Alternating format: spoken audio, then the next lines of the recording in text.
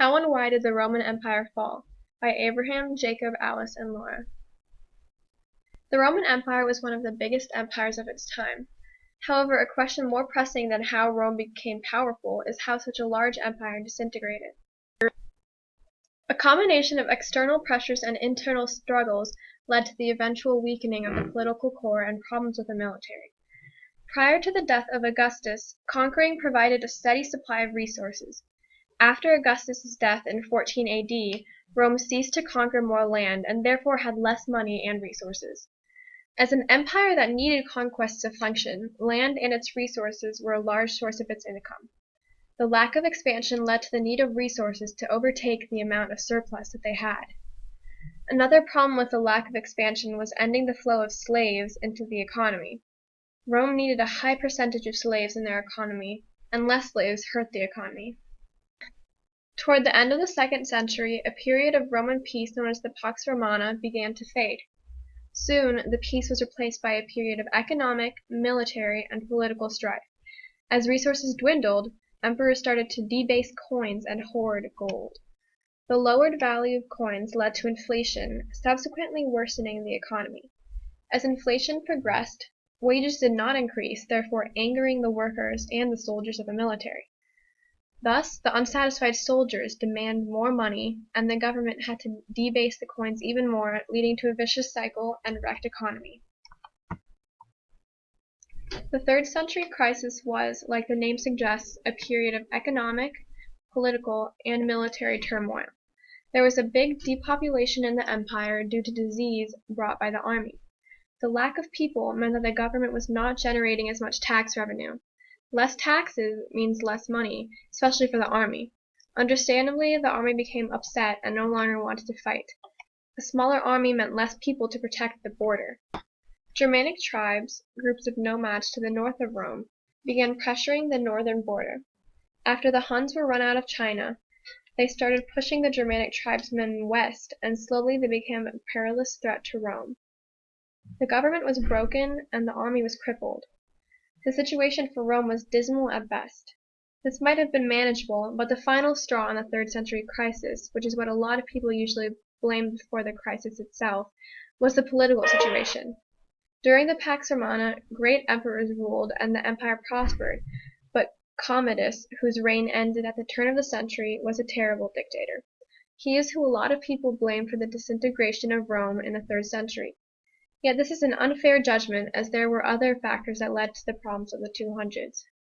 Commodus would not have been able to cause so much strife unless there were underlying problems in the system. It must be mentioned, however, that bad emperors later on did play a role in the weakening of the central power in Rome. When Diocletian took power in 284, the empire was suffering from revolts, problems in defense, and government inefficiency. To help defend the frontiers, he almost doubled the size of the army by hiring Germanic tribesmen. This increased the threat of revolt, and the tribesmen's refusal to submit to Roman training and discipline worsened the army's efficiency. Diocletian tried to solve the problem of rebellions by breaking the army into smaller commands while keeping a part of the army under his own direct command. One of the reasons the government was inefficient was that the empire was simply too large to be under the control and defense of one ruler, so Diocletian split the empire between the east and west, with him ruling in the west and an appointed Augustus ruling the east. Although this helped to completely defend the empire, it also led to disunity and bad cooperation between the two parts. Diocletian's reforms, while miraculously able to sustain the empire after such a tumultuous period in the 3rd century, led to many problems in the future, such as heavy taxes to sustain the new military and bureaucracy. To assure they were getting consistent taxes, the government tied everyone to hereditary life stations, leading to decreased incentive to work hard and a deteriorating economy. Thus, the government raised more taxes, and this process started again. And this cycle, in combination with the bureaucracy's civil wars over position, led to anarchy in the 300s. At the death of Diocletian, many people struggled to take Diocletian's place as emperor. This led to a fragmentation of power, as the conflict between the people of political power led to the neglect of those beneath them. Another result of this tumultuous period were major economic problems. During the fight for power, farms were turned into battlefields, causing many acres of farmland to be destroyed.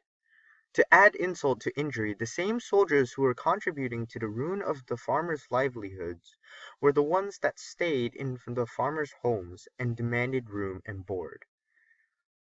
The half a century after Diocletian's death was a period when Rome's population and production of goods fell. Unfortunately for the Romans, as soon as the turmoil ended, there was a need for both goods and people to create them, a commodity Rome did not have. Because of this lack of production, Rome had to raise taxes, and this put a ton of pressure on the middle and lower classes. To escape the large tax burden, the lower two classes became patrons of the government bureaucrats. This caused the Roman economy to change from having mostly small-scale farmers to large plantations. These plantations caused the remaining Roman farmers to go out of business. Soon farmers were leaving their land to search for a more lucrative business outside of western Rome. At this point, desperate measures were taken by the last fragments of the crumbling Roman government. One of the laws imposed at this time made people slaves of their land. In other words, if you were born on a certain piece of land, you had to stay there and work the land for the rest of your life. After the period of civil wars which were spurred by the death of Diocletian and the subsequent power vortex, the western half of the Roman Empire was severely weakened. Without a strong central power, the military fell apart, allowing for multiple sacks and invasions from various Germanic tribes on the border of the empire. However, most of these invasions didn't happen because the Germanic tribesmen simply wanted to destroy things. Most of the barbaric tribes were very civilized and were well organized. The Visigoths, who took refuge from the Huns in the Eastern Empire and were relocated to the Balkans after the battle at Adrianople. The Visigoths made a deal with the Romans detailing certain rights in exchange for their military assistance. But after the death of Theodore I, the emperor with whom they made the deal with, the Roman ties with the Visigoths were severed. In 410 AD, the Visigoths took Rome to attempt to protest the broken deal. The next major invasion was by the Vandals, who had been treated equally as badly as the Visigoths. The last sack was by Odoacer in 476 AD, who wanted his people to have a higher status in Rome. Odoacer overthrew the last emperor of Rome, therefore 476 is the year when most people consider Rome fell. The disintegration of ancient Rome is not completely unique. Great empires inevitably fall, no matter how big they are. To say that all empires fall for the same reasons would be an oversimplification. However, there are some generalizations that one can make. For example, the overextension of power. Rome extended so far out that it became unsustainable, leading to its eventual split. Similar problems led to the demise of the Persian and Han empires. Another problem present in all three cases is the growing power of smaller officials. For the Han, it was the bureaucrats.